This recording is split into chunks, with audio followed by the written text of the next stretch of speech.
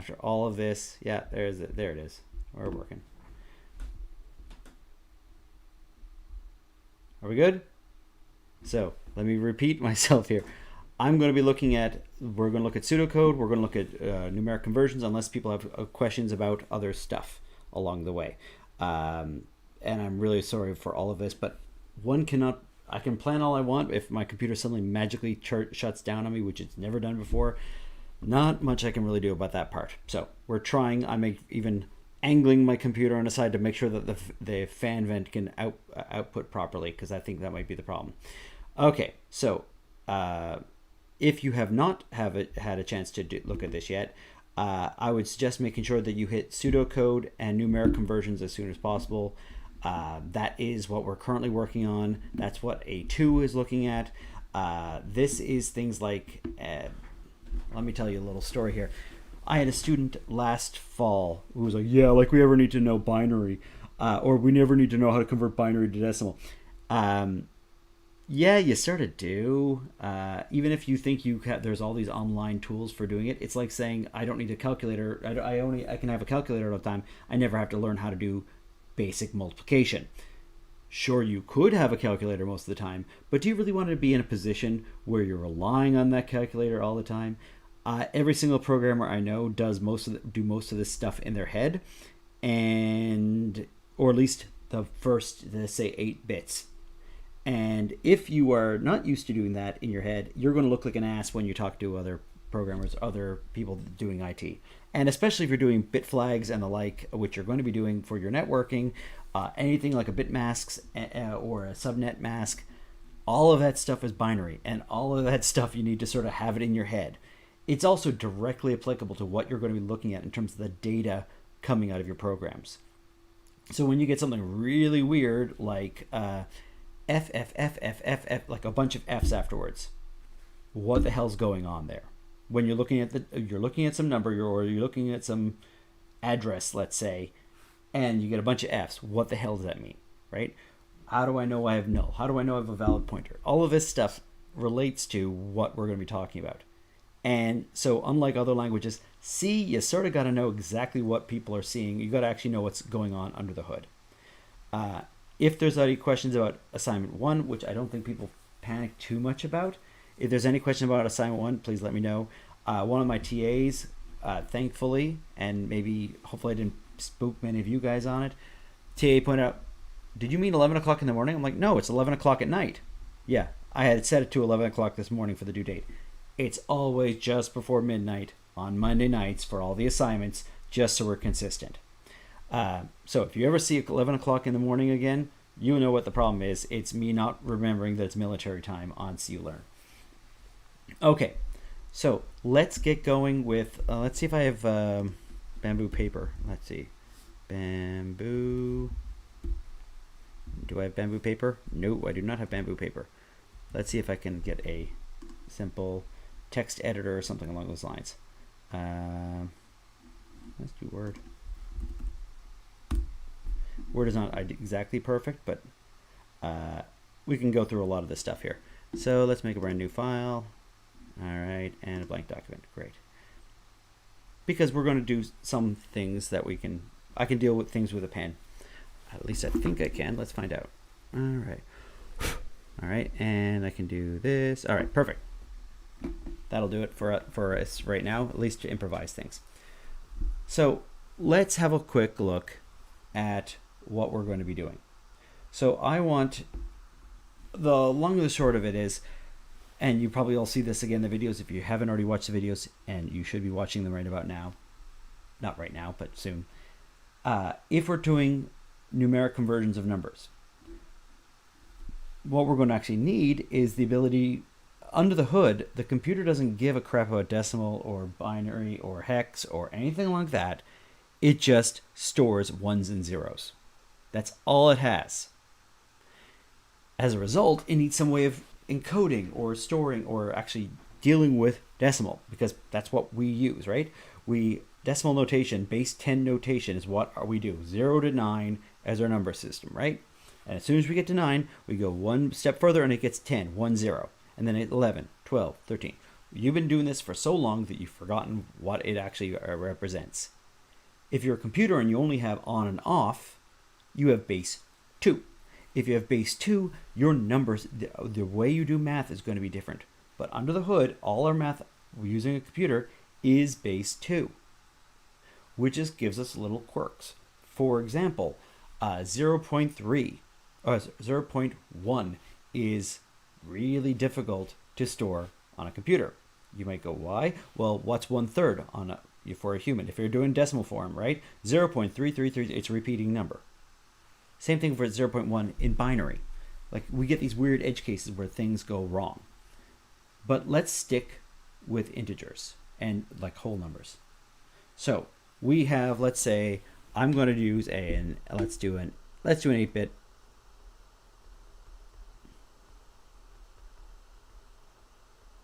And let's start with some number like 75, let's say. How do I figure out what 75 is as an 8-bit binary number? Well, first of all, I need, no matter what, I'm going to need all 8 bits. If I say it's an 8-bit binary number, it's not like I use only 6 of them. I want to show all 8 bits. The computer needs all 8 bits. There's 8 bins, 8 zeros and ones being stored. Whether you show them or not, there's still 8 being used. So I need some way of converting this to binary, because under the hood, that's actually what that 75 is stored as. It's for me. So when I'm looking at my code and I put 75 in and the number is wrong, when I do the math, I want to be able to backtrack and trace this. I want to double check though before I do this. Let's see if there have any, no questions so far. Great. So what do I want? What do I need to do? I need to please ask questions, especially things that if you're confused about a particular topic. That's what this time is for. It's not for me to lecture. It's for me to listen and then help you get unstuck. But I know what people frequently get confused by. So if I have an 8-bit binary number and it's 75, there's 2 different ways I can do this. Way number 1, I can keep dividing by 2 each time and figuring out what my remainder is. I probably should have chosen another smaller number just because my math ability can tend to stink at this sort of thing. But let's find out just the same. That's number 1. Divide by 2 a bunch of times. Option number 2, take the largest power of 2 that fits into this thing, remove it. Take the next power of 2, and so remove it from that number. Take the next power of 2, remove it. Take the next power of 2, the next largest power of 2, one at a time, until you get your binary number. That is where all your ones would be, effectively. So, for example, 75. The next power of 2 that fits into this, I'm going to do minus 64. That is a power of 2 that is less than 75, but it's the next closest power of 2 to 75. I can't go above it, 75. It's 75 is composed of a 64, and so then it's going to give me what's going to be left over. That's going to be 11, right? Please bear with me if my math is wrong. 11, what's the next closest power of 2 in this case? So 11 minus 8 is equal to what? Well, that's going to give me 3 left over. 3 minus 2, I should do my 2 this way, is equal to 1. 1 minus 1 is equal to 0. All right. So what do I know about this? I can mark out my 2, 3, 4, 5, 6, 7, 8. 8-bit number. I'm going to put down a 1 here. The 1's position is on. I'm going to put down a 1 here. The 2's position. This is 2 to the power of 0, 2 to the power of 1, 2 to the power of 2, 2 to the power of 3, 2 to the power of 4, 2 to the power of 5, 6. All right, and this is 0 here. 2 to the power of 7 is 128. 2 to the power of 6 is 64. 2 to the power of 5 is 32. And how do I know this? Because I've done it enough times, and everyone else that does this kind of stuff, anyone that programs, especially in C, for a living, has this in their head. You will too. It just takes some time. Don't panic about it. Don't worry about it. Don't freak out about memorizing it. It will eventually come into your head. All right, so next power of 2 that I have, it's the 8. So I'm going to put a 0 with the 2 to the power of 2. That's 4. Okay? This is the 8's position. All right, and then I have a 64 in there. So I'm going to have a 0, I'm going to have a 0, I'm going to have a 1, and I have a 0. that should be 75 in binary. And I can recalculate this again, which is a nicety here. So I go 1 plus 2 plus 4, 8, 16, 32, 64. And that should be 75, right? So this is 6, 72, 74, 75. I can reverse engineer it. Here's approach number 2. I could take 75 divided by 2. What's that equal to? So that is, so there's 35 times 2 will be 70, right? 35, 36, 37. Should be 37, remainder 1. That's the big one, the thing to notice. Okay. 37 divided by 2 is equal to what? That is going to be, well, it's 36 divided by 2, and then there's remainder 1.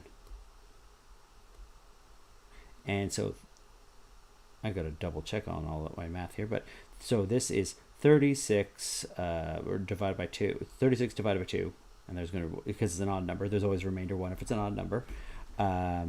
This should be 36 is 18, right? 18 remainder 1. 2 is equal to, this is 9. 0 remainder. 9 divided by 2 is equal to, and for all we know the math might work out, not work out because it's algebra. That can easily people can easily screw this up. And by people I mean me. Right? 9 divided by 2 is 4, remainder 1. 4 times 2 is equal to 8.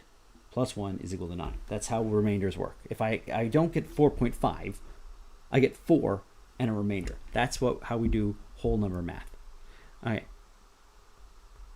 And I'm hoping this is going to work out for me. 2, 0. 2 divided by 2 is equal to 1, remainder 0.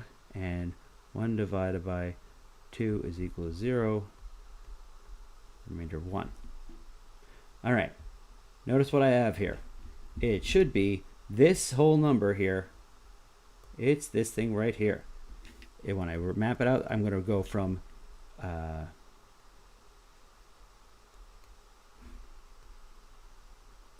least significant bit to most significant bit. I will get 1, 1, 0, 1, 0, 0, 1, and then I put however many zeros at the front I need. It is exactly the same number as I got before. I can do the same thing I can calculate this 2 different ways and confirm my results, which is a nicety about this whole approach. I want to double check on questions. Okay. Question 3 for the assignment. It doesn't make a lot of sense to me, and I'm not sure. Can you please tell me what question 3 is? Sorry about that. It's just I don't have it right in front of me. This is assignment 2, right? Oh, for assignment 2, question 3. This is, you have a bunch of binary numbers. Give me the decimal.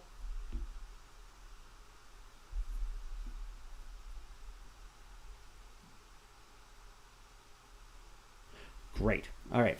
So, perfect. Thank you. So question 2, like is in literally the question beforehand, where we were converting from binary to a hexadecimal number, right? That was question 2. It was meant to be fairly straightforward. But let's do one of those questions. I'm going to make up a random number for this, but let's take some number.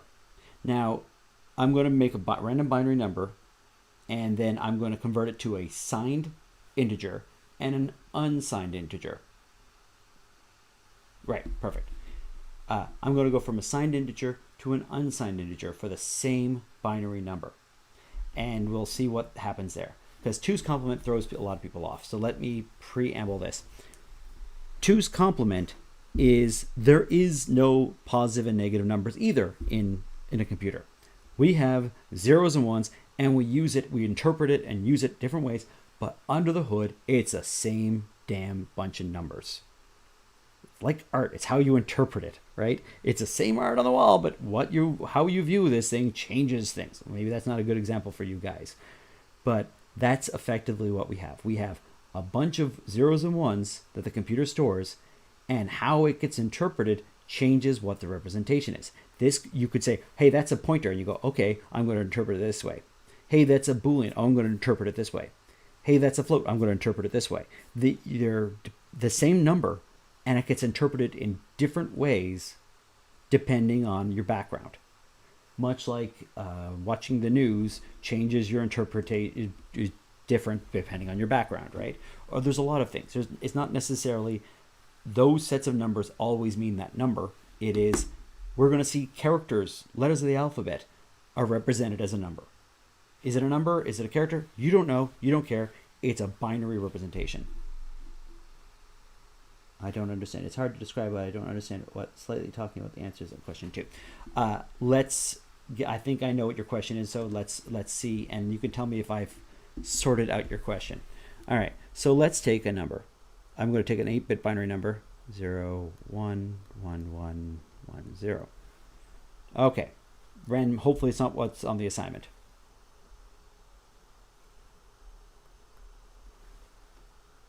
If I interpret this binary, so this is base 2, if I interpret this as a signed bit, a signed binary, signed integer, what is this? Well, I look at the front and I say, whoa, there's a 1 here. That 1 right there means this is going to be interpreted as negative. For signed, means it's positive or negative. I can have positive or negative values. This is the exact same thing for anyone that's a math nut. The set of integers.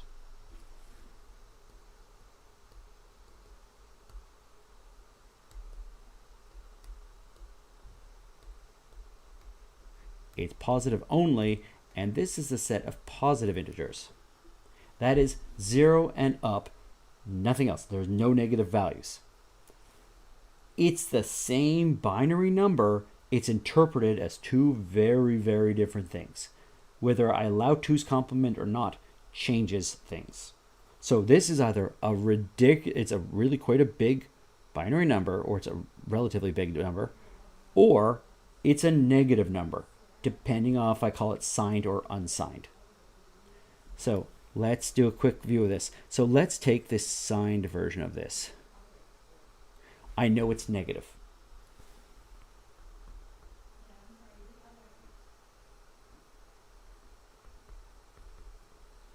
If it's negative, what do I need to do? Well, I want to find out what the positive version of that number is, and then just say, yeah, it's the negative version of that. That's the easy way of doing it. So I'm going to say 0, 1, 1, 1, 1, 0. I'm going to flip it, flip all my values, so it's going to be 0, 1, 1, 0. Every 0 becomes a 1, every 1 becomes a 0. 0, 0, 0, 1. And then I add 1 to it. 0, 1, 1, 0, 0, 0, 1, 0. What is that number as a decimal number? Well, let's see. This is 6432.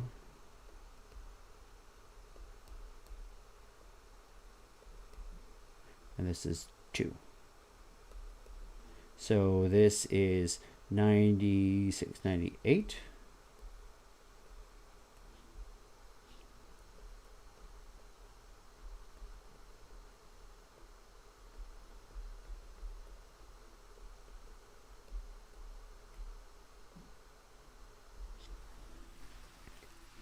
And it seems like memorization, and it sort of is. The way we're encoding or determining negative values is we play a math trick, essentially, called 2's complement. It's invented by John von Neumann, 1945, 46 or something like that, so pretty old. And the idea is, I have this limited amount of numbers that I can represent with 8 bits. Let's pretend half those numbers are negative, and let's make it so that the math works easily, so that when we add 2 numbers together, like a positive and a negative, all of these flow overs, when you add them together, everything gets wiped out. We'll look at negative 98 plus 98 in a second, hopefully. Okay. So I can do another page, I think. Or can I do it in the other page? Oh, wrong page, I guess.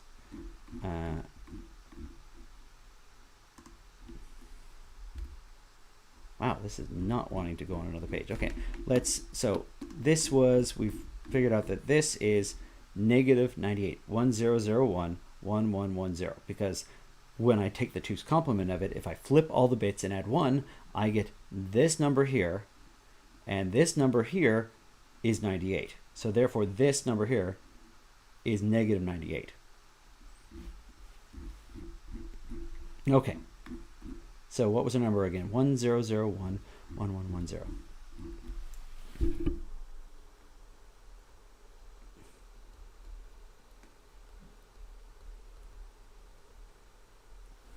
Unsigned, I'm just thinking that as a number.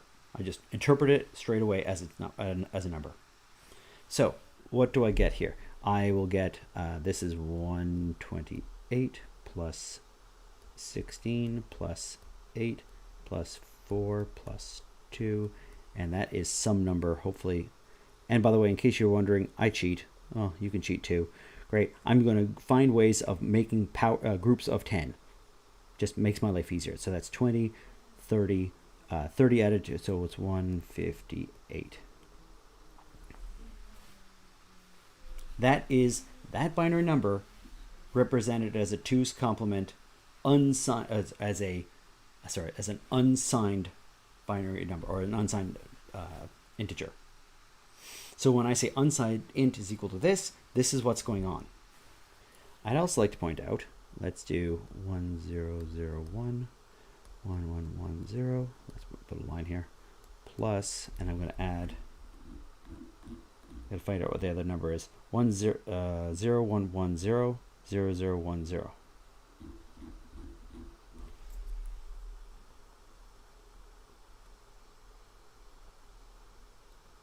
All right. And let's add these two things up. So 0 plus 0 is 0. Great. 1 plus 1 is 2. That's a 1 and a 0. 1 plus 1 is 2. It's 1 and a 0. 1 plus 1 is 2. It's 1 and a 0. 1 plus 1 is 2. It's 0. 1 plus 1 is 2. 2. 2. And oh, that gets thrown away. Since I only have 8 bits, I can't get a 9th bit. If I'm saying it's 8 bits, I only have 8 bits. If I overrun those bits, I throw out a bit of information. Notice what happened. When I add positive 98 and negative 98 together, I get 0 on purpose. That's why 2's complement works. It is the complementary set of numbers so that they work together, and you get 0, and you can do positive, you can do addition and subtraction without having to do subtraction at all. You want to subtract a number, make it a negative version of that number. Take the 2's complement, boom, you're now doing subtraction. I don't have to do anything special with the math. Multiplication and addition and subtraction all work without having to do anything special. Heck, I think even division works. That's why we do 2's complement. It makes our math way easier. And we have to do something for this, so that's the reason we have it that way. Okay. Or do you want to submit assignment 2? Work on a piece of paper, take a photo of it, put it in a PDF. That's perfectly fine by me. The point of it is, or you can put it in, you can try and do it in a text document or something like that if you wanted. For your pseudocode, I would prefer to see your chicken scratches, your doodles, your whatever. And especially later on in the term, doodle it up, get a pad of paper. If there's one thing, it's like, carry a towel if you like Hitchhiker's Guide to the Galaxy. I'm very much, and a lot of other programmers are very much have a pad of paper right next to you while you're doing work. You do not do it in your head, you doodle crap down, right? Artists don't imagine things that they make doodles. We're making doodles too. Engineers make doodles, right? Everybody doodles. It's not a sign of weakness. It's a sign of it's kind of a sign of competence, if you will. There's signed and unsigned, but they're already coming from question 2 as an unsigned binary number. Are they unsigned or not? Now, if they have a 0 at the front, unsigned and signed are the same. So if we look at our earlier example, and I can talk about this in a second, So it makes it feel as if I have misunderstood the question. No, it's meant to show that you understand you understand what it means. Because if I have a 0 at the front, unsigned and signed are the same. So I don't have to do this because I am in A1. This is for assignment 2 because assignment 1 is due tonight, so most people are done it. Yeah, A2 means assignment 2. Assignment 2, not section A2. Great. Thanks. Thanks for the clarification, guys. Here we go. So let's go over what we just talked about, though. Here is an 8-bit binary number. 75 we figured out. If I have this 75 right here, no matter what, if I say it's a signed binary, signed number, you say it's 75. If I say it's unsigned, you say 75. It makes no difference. The binary representation is exactly the same. For an 8-bit binary number, the only time it changes is past 127. And as soon as it goes over 127, things start getting weird. It becomes negative 128 and negative 127, negative 126 all the way up, or it becomes 128, 129, 130. The math just gets a little weird. Essentially, what you have is you have this continuous range of numbers, and you say, no, this group over here, hopefully it's not reversed, I'm just going to put it over here. The binary representation is the same. I'm just going to interpret these numbers as negative, despite the fact the bits are the same. And it's a weird concept until you make it your own. You have to sort of envision, why would anyone want to do this? Well, because there's only a certain amount of precision I have. There's only a certain amount of math I can do with this. I need some way of representing negative numbers. And the most elegant, albeit counterintuitive perhaps for some of you, the most elegant solution is 2's complement. It allows me to do the math without having to know what's going on, and the math just happens to work because I have that limited precision. And I can get into the math of it all. I can actually do the proof for it. But that's not what the point. You're not going to necessarily have to know that later on. It's effectively doing modular arithmetic. And from a mathematical standpoint, it's perfectly sound what we're doing here because it's based on modular arithmetic. But yeah, flip the bits and add 1. So if I flip the bits and add 1, I will get negative 75. If I take this number and flip all the bits and add 1. So what is negative 75? So let's take that. Negative 75. I will flip the bits.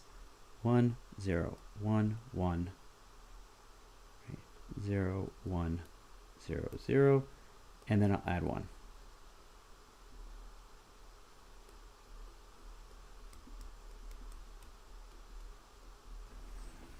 Hopefully that makes some sense, right? It's just, the math just happens to work out this way. It's the nature of how the math is working out. By flipping all the bits and adding 1, it is trying to find the complementary number so that when you add these two numbers together, I will get 0. If I have, essentially, if I have 24 plus 24 mod 48, I get 0. That's essentially what we're looking at. Okay. Yeah, we're not getting into modular arithmetic, so it is somewhat of an article of the faith right now. But you can look into the full details of it. I'm more than happy to talk to you guys, but I didn't want to get everyone, caught up in the weeds here. All right. Okay. Binary to hex. All right. So what will be on exam 1? Yes. Okay. So binary to hex, to decimal, all that, and 2's complement are all possible on the exam. And pseudocode is another big thing on the exam. Those are the big things. I understand people are very utilitarian and very trying to get your most bang for your buck on this one. But it always makes me because, I understand you wanted to get the best mark on your exam, but I also don't want people ignoring stuff that's not directly on the exam. The big things are, you'll be looking at pseudocode, you'll be looking at these numeric conversions right now for exam 1. And then afterwards, because we won't have really gotten really started for programming until then. Oh yes, and thank you, Janae, for jumping in and stealing my thunder. Actually, no, it's at 2:30. So, Janae's doing his office hours 2:30 to 5:30. I think I'm also technically scheduled for that as well right now, but we're double teaming this one. Okay, so let's have a quick look at binary to hex. So here is, let's take a random binary number. Let's take that 158 or negative 98 or whatever it was. So take this number here. 1001 1110.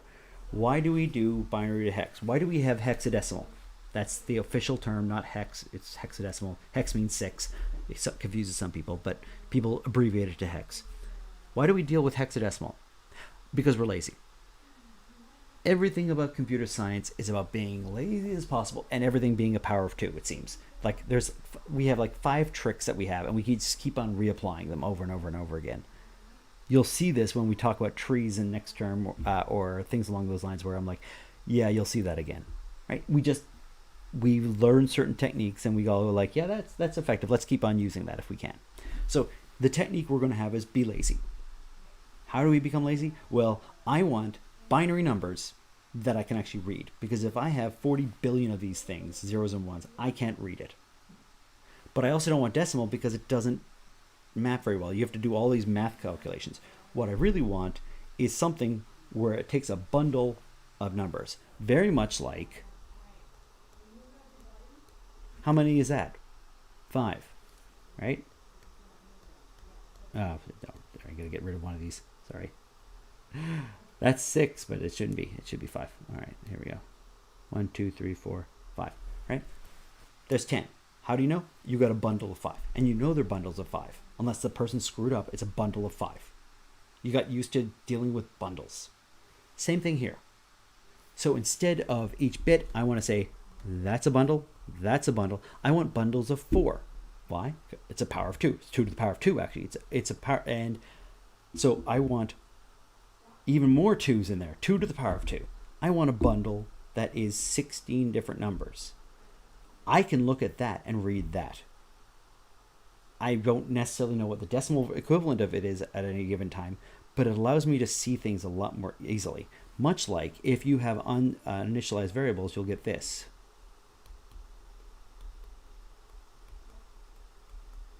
And the 0x means hex. Okay, but you'll get something like this. And if you've been programming for long enough, you'll go like, oh yeah, I know that's an uninitialized variable. Or if I see,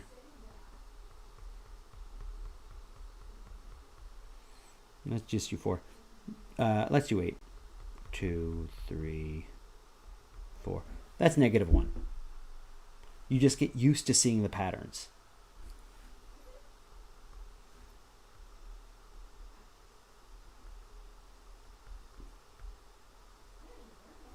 Okay. The reason we get used to seeing these patterns is because we see them over and over and over again. That's fine. By the way, the reason I know that's -1, it's the largest possible number you can represent with this many bits. It just happens that if we looked at our binary numbers up here, what's -1? As a 2's complement binary number. That's the question. If you can do that, then you'll know why this we know is -1. Okay, but let's take a bundle of 4. And all I want to do, and it's a direct mapping.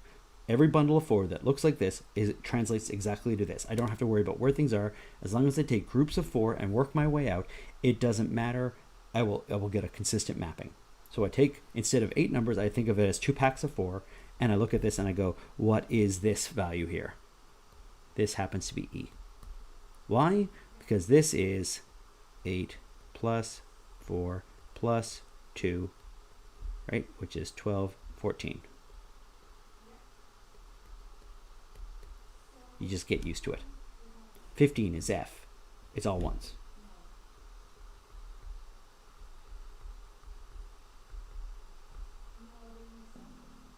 Right? I want some quick way of looking at this. This is 8 plus 1. So therefore, this number here, that is equal to 9E in base 16. And for the assignment, you'll see that I'm also oftentimes, or I will write this just because it's what you would see in Visual Studio. Right, the 0x there, it says, hey, by the way, we're dealing with a hexadecimal number here.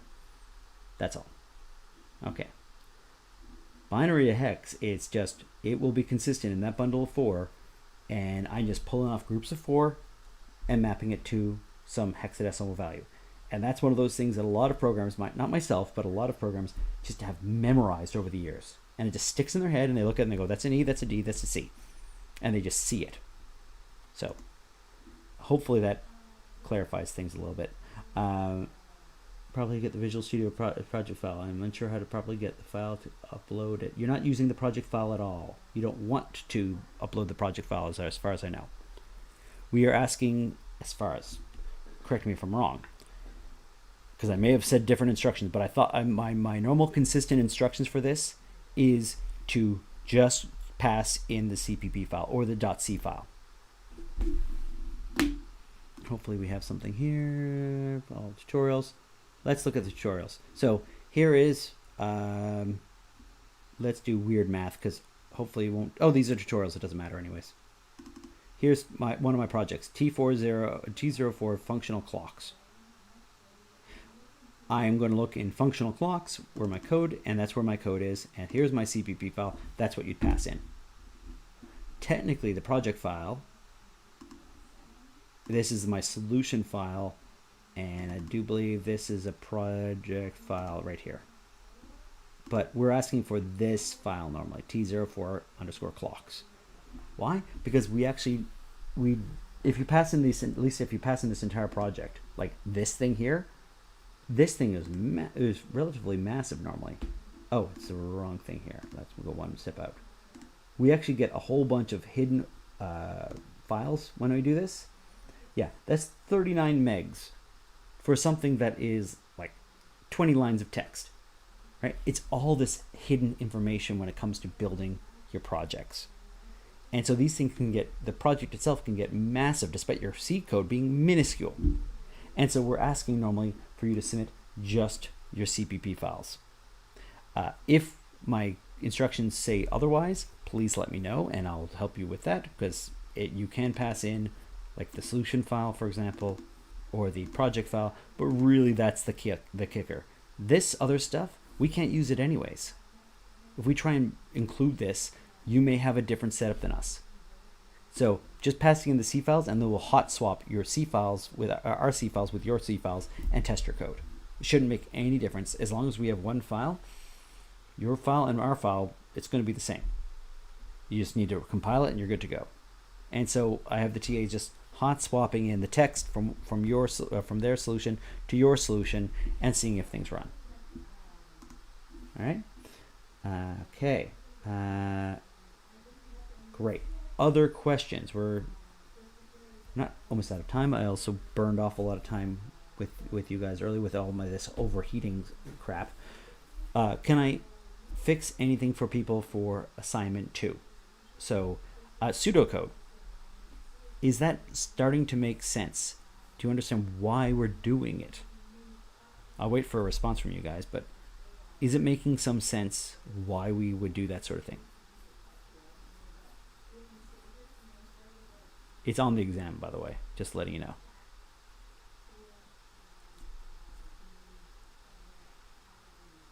Hell, I put it on the other exams.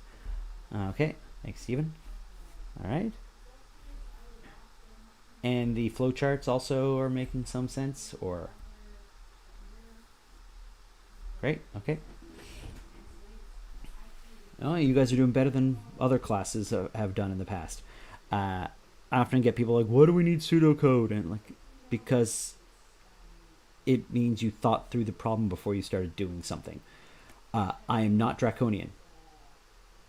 Assignment 2 shouldn't be due today. It should be, I was assuming assignment 2 was due next week, but maybe I'm wrong. So the pseudocode, the reason pseudocode is not some draconian thing some people might think it is. Pseudocode is designed to get people thinking through a problem and having you play with an idea. Just like saying your doodle has to be done a certain way. No, doodles are doodles, right? Everyone's going to doodle a different way. You might be learning some techniques that you can use, but at the end of the day, it's whatever helps you understand what you want to do. Because there is nothing worse than trying to just code without thinking about it. it is to the point that my wife, how do I frame this? She went off. I mean, you may even be able to hear her on she's having a phone call at the same time with her work. She went off on potentially you guys or other students. Every term we have people saying, well, I don't want to write pseudocode. And she went, what the hell's wrong with those people? Like, what? They don't want to write pseudocode. You should always write pseudocode. What? Who wouldn't write pseudocode? You write your pseudocode, then you write your code, then you rebuild it, blah, blah. And she went on this diatribe of like how you should code. She was very, very firm on this one. My wife does not teach, but she's an engineer. She's a computer engineer. So she works she's a technical support manager at a company called Everbridge. So she doesn't teach, which is why, she didn't get in trouble for saying, what the hell are you not writing pseudocode? But everybody that I know that programs, every single person, no matter what, we all pseudocode. May not be some formalized thing, but I will have pads upon pads upon pads of paper that I'm just brazing through, figuring out how I want to solve this problem. Because what I don't want to do is let me do as a thought experiment. I want you to draw out your ideas, maybe doodle up a drawing in Microsoft Paint with a mouse. You don't have to do it. That sounds pretty painful, right? Most people, if you're going to doodle out something, if I say draw a doodle of the CN Tower, like I normally do in my class, you wouldn't break out Microsoft Paint to do that. Why? It's a big pain in the ass to go. No, it's a pain, right? The technology is getting in the way of your thought process. You want something light and easy to use. The same thing here. If my technology is getting in the way, like me writing, the proper syntax for C, if that's getting in the way of me thinking through the idea, that's not the way to go. It's about that efficiency of playing with an idea. Yes, and absolutely right.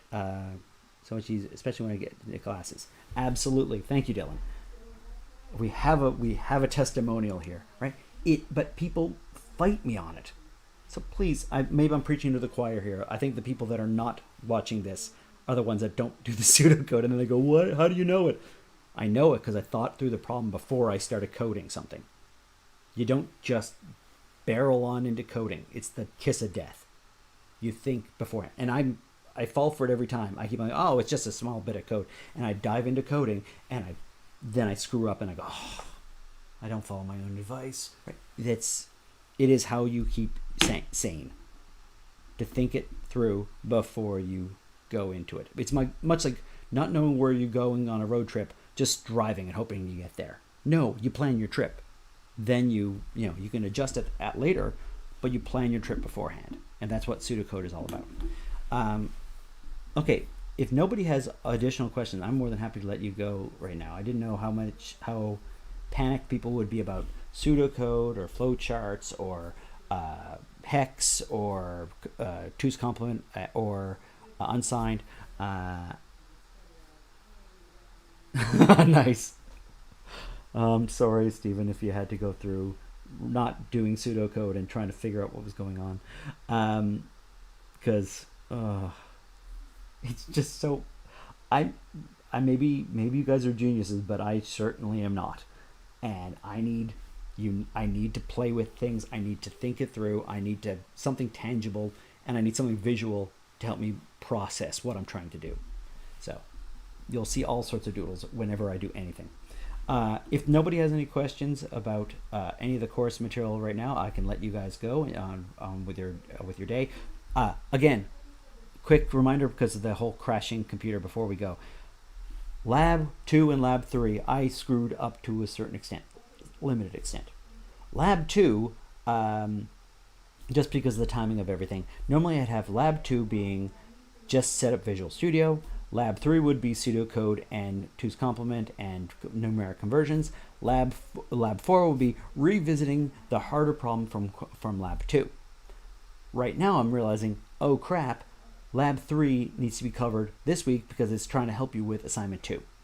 So take a look at Lab 3. Don't worry about finishing all of it, but try Lab 2 and Lab 3. I will update those labs to make sure that they're somewhat in sync. But again, the labs are there for you to get practice, not because, you didn't do this much of the lab, right? It's just Play with ideas, play with what you need to make sure you're up to speed. Hexadecimal,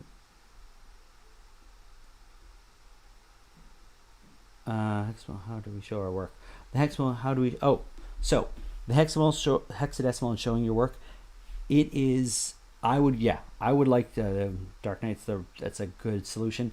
Group and show your work is perfectly fine, right? You draw it in bundles of 4 and just put the hex value underneath it, and you're good. That's all you would really need. We can follow along. Would a reason for normally for pseudocode and for numeric conversions, would a reasonable human being looking at your code, it's like a Turing test, would a reasonable human being looking at your code or looking at your pseudocode or looking at your work, would they be able to follow along? That's the given. It's not, oh, you forgot a semicolon, you get 0. It's, can I figure out what this person is doing? Is it clear what they're trying to do? More importantly, is it clear that they didn't cheat off of another person, just stole the answers and hopes we don't notice, right? Because that's going to bite you later on with exams. But, or for future courses, even if you can cheat in this term because of the whole weird COVID thing. Fundamentally, it's, can we follow along? Are you communicating what you're trying to do clearly enough that we can follow along? It doesn't have to be like every last little step, but if you just say flip +1 and you show that, we can follow it. If you are showing the binary the decimal to binary conversion like we did earlier, and you're just saying divide by 2 is equal to this, divide by 2 is equal to this, and do that a bunch of times, great. I normally do that as like a 2-column thing. So let's go one over here.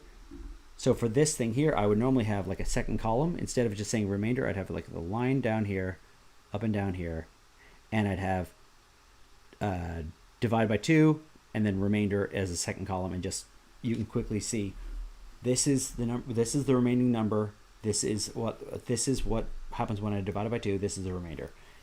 Whatever works for you to make sure it's clear, but you want some methodical approach, and that comes with just try a bunch of these things. Can you methodically write it down and be clear about what your answer is?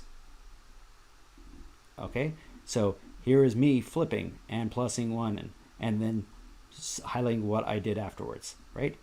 Here are the numbers that make up this particular number. You can hopefully follow it along, right? A reasonable human should be able to follow this. This one, not as clean, right? I still am showing some of this stuff, but I could try and make it cleaner. Maybe draw an arrow from the 11 over to here to show that I'm iteratively dividing it by a power of 2, and then moving the remainder over into another column or another row. You just need to be clear.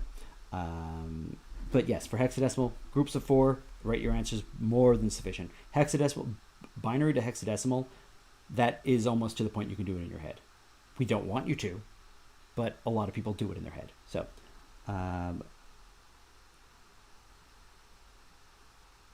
so you should attempt the first part of tutorial 2 and tutorial 3, because tutorial 3 is covering pseudocode.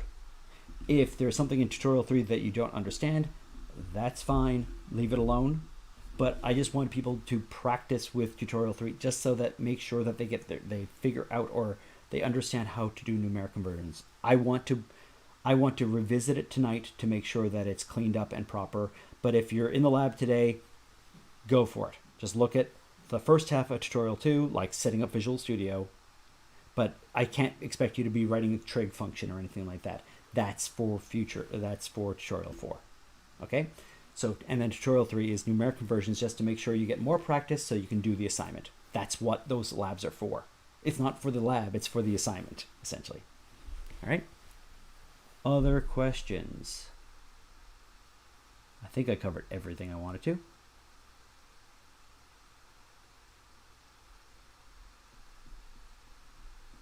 I'll wait.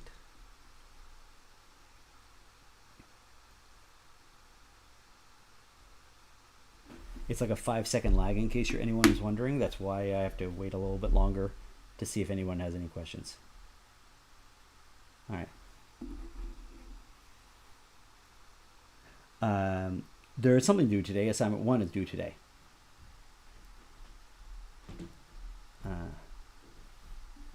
But yes, hey, thank you very much, everyone. Assignment 1 is due tonight. Most of you have done it, I think. I don't know most of it, but I'm sure as I start practicing, it'll make sense. I really hope so. Hopefully, this was useful in any way, some way. Yeah, get your hands dirty. That's perhaps the biggest piece of advice I can give you. Other than that, other than not understanding. Nice. All right. Perfect. Thank you very much, everyone, and I will talk to you later.